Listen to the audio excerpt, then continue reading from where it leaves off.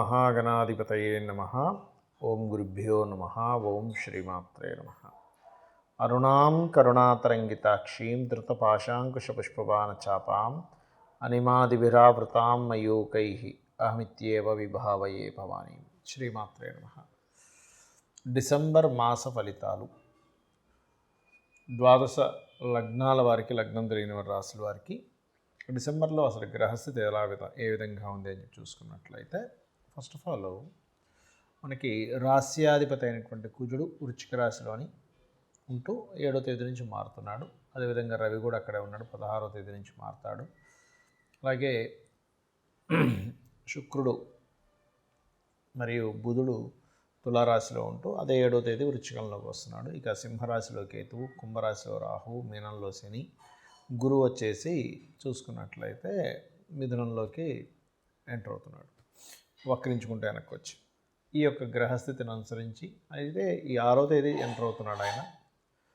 ద్వాదశ లగ్నముల వారికి, లగ్నం తెలియని రాశుల వారికి ఏ విధంగా ఉండబోతుంది, ఏ విషయాల పట్ల జాగ్రత్త తీసుకోవాలనేటువంటి అంశాలు ఒక్కొక్కటిగా తెలుసుకుందాం. అయితే ఈ విషయాలు చెప్తుంది నేనైనప్పటికీ కూడా చెప్పిస్తుంది సాక్షాత్ లలిత అమ్మవారిగా చెప్పిస్తుందనే భావంతో తెలుసుకుందాం. కన్యవారికి కనుక చూసుకున్నట్లయితే మీ యొక్క రాస్యాధిపతి 2వ స్థానంలో ఉన్నాడు కాబట్టి బుధుడు ఎప్పుడు కూడా ధనానికి మీడియేటింగ్ కారకుడు కాబట్టి మీడియేటింగ్ మూలంగా ధనయోగం అనేటువంటిది రానుంది. ఫస్ట్ వీక్ తర్వాత ఎవరైతే ఈ విషయంలో అంటే కెరీర్ విషయంలో పర్టికులర్గా క్రియేటివ్ రిలేటెడ్ కెరియర్స్లో ఉండేటువంటి వారికి అనుకూలత అనేటువంటిది ఏర్పడనుంది. అలాగే ధన సంబంధించినటువంటి విషయంలో కూడా గమనించుకున్నట్లయితే భూమి మూలంగా, రియల్ ఎస్టేట్ మూలంగా మొదటి 20 రోజులు అనుకూలత ఎక్కువగా ఉంది. ధైర్యంగా కొన్ని పనులు చేపడతారు, కొన్ని పనులు ప్రారంభమవుతాయి.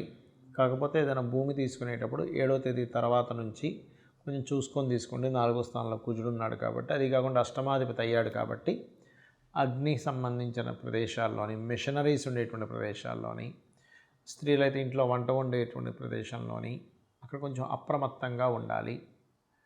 ఇష్టపడిన వారిని, అందులో పర్టికులర్గా ఈ కన్యాలగ్నం వారు కొంచెం డిఫరెంట్ క్యాస్ట్లో వాళ్ళని ఇష్టపడి వాళ్ళని వివాహం చేసుకోవాలనే ప్రయత్నాలు చేయడము, తద్వారా కొంతవరకు ఆ యొక్క విషయాల్లో కొంతవరకు సక్సెస్ అవ్వడానికి చూపిస్తుంది.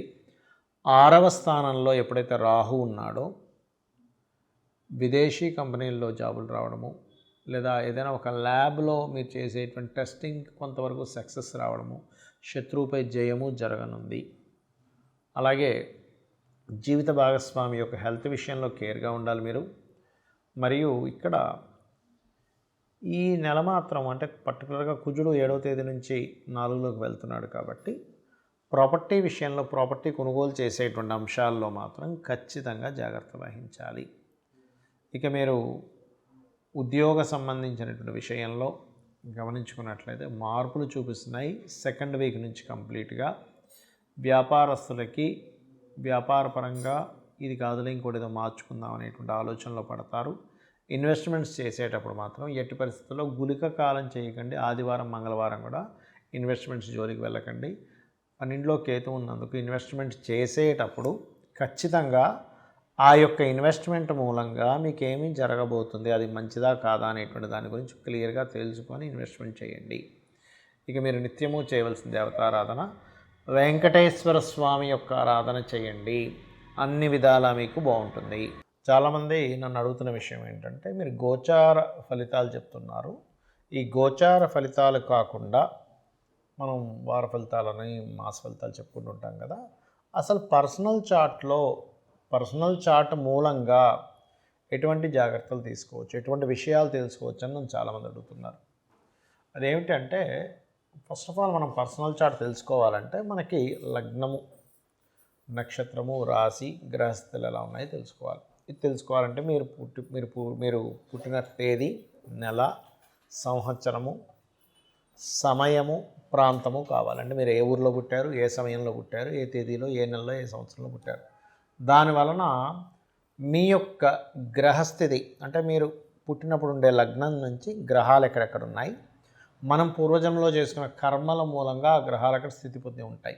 అంటే కొంతమంది చూడండి ఫైరీ నేచర్ ఉంటారు, కొంతమంది ఎమోషనల్గా ఉంటారు, కొంతమంది అంటే ఒక్కొక్కరు ఒక్కో మనీ మైండెడ్ ఉంటే, good communicators, very strong, very fiery, కొంచెం ఎమోషనల్గా ఉండేవాళ్ళు, ఆర్టిస్టిక్ నేచర్ ఉండేవాళ్ళు, ఎక్కువ గొడవలు పెట్టుకునేవారు, సోషల్గా ఉండేవారు, సీక్రసీగా ఉండేవారు, ఎక్కువ స్పిరిచువల్గా ఉండేవారు, ఎక్కువ వర్కాలిక్గా ఉండేవారు, బిజినెస్ మైండెడ్తో ఉండేవారు, సేవాతత్వంగా ఉండేవారు, ఇట్లా రకరకాల వ్యక్తులు ఉంటారు. అది అసలు మీరు ఏమిటి, అసలు అలా ఉండడం వల్ల మీకు లైఫ్లో బాగుంటుందా బాగోదా అనే విషయాన్ని మీ తత్వం ఏంటని వెరీ క్లియర్గా జాతకం చూసి చెప్పచ్చు. బట్ డేటు, టైము, ప్లేసు ఇవి పర్ఫెక్ట్గా ఉండాలి.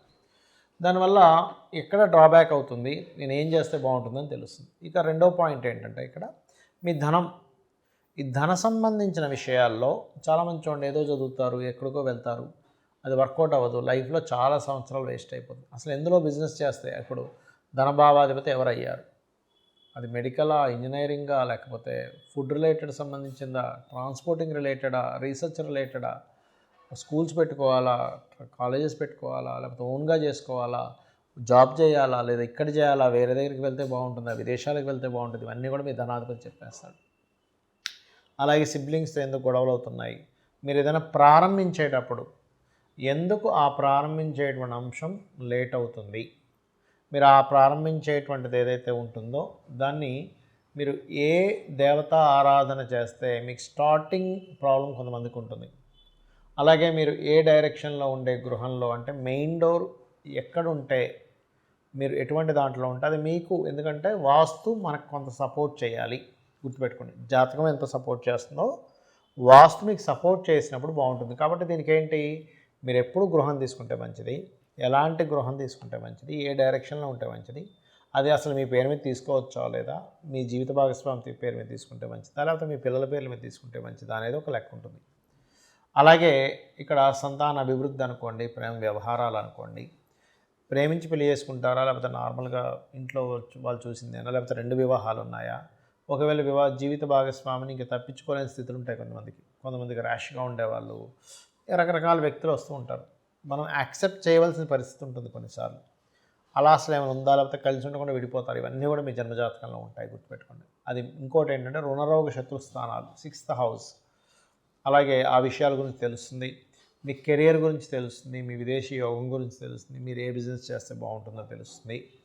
ఇప్పుడు మీకు నడుస్తున్న మహాదశ ఎటువంటి రిజల్ట్స్ ఇస్తుంది, ఈ రిజల్ట్స్ నుంచి మీరు మంచి అవుట్పుట్ రావాలంటే మీరు ఏం చేయాలి, అలాగే మీరు పర్టికులర్గా ఈ యొక్క మహాదశల్లో ఏ అంతర్దశల్లో బాగుంటుంది బాగోదు అనేటువంటి అనేకమైనటువంటి అంశాలు, మీ పాస్ట్లో జరిగినవి కానివ్వండి, మీకు ప్రజెంట్లో జరుగుతున్నవి కానివ్వండి, మీకు ఫ్యూచర్లో ఉండేటువంటి కొన్ని అంశాలు కానివ్వండి, ఇవన్నీ కూడా మీ పర్టికులర్గా మీ పర్సనల్ చార్ట్లో అది ఎలా ఉంది అనేటువంటి చెప్పేదే మీ జన్మజాతకం. మరి గోచార ఫలితాలు ఎందుకు చెప్పుకుంటున్నాం అంటే, మనం పని చేస్తున్నాం, ఒక బిజినెస్ చేస్తున్నాం, మార్కెట్ బాగుంది, బిజినెస్ బాగా సాగుతుంది, మార్కెట్ అంతంత మాత్రంగా ఉంది, అంత గొప్పగా సాగదు కదా. అంటే ఏంటి, ప్రకృతిలో ఉండేటువంటి వాతావరణం కావచ్చు, బయట ఉండేటువంటి మార్కెట్ కావచ్చు, ఇవన్నీ కూడా మీకు పర్టికులర్గా ఏం చూపిస్తాయి అంటే, వెరీ క్లియర్లీ మీ జాతక చక్రంలో మీకు ఎంతవరకు సపోర్ట్గా ఉందని చెప్తుంది.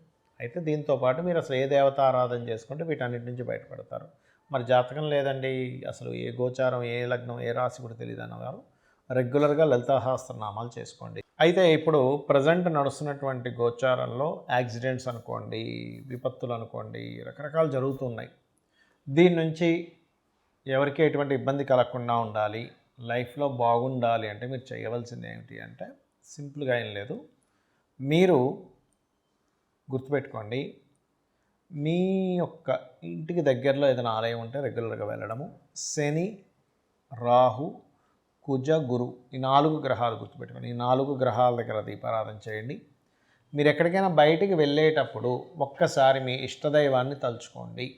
మీ ఇష్టదైవం ఎవరు, శివుడా, విష్ణువా, నారాయణుడా, అట్లా మీ ఇష్టదైవాన్ని తలుచుకొని బయలుదేరండి.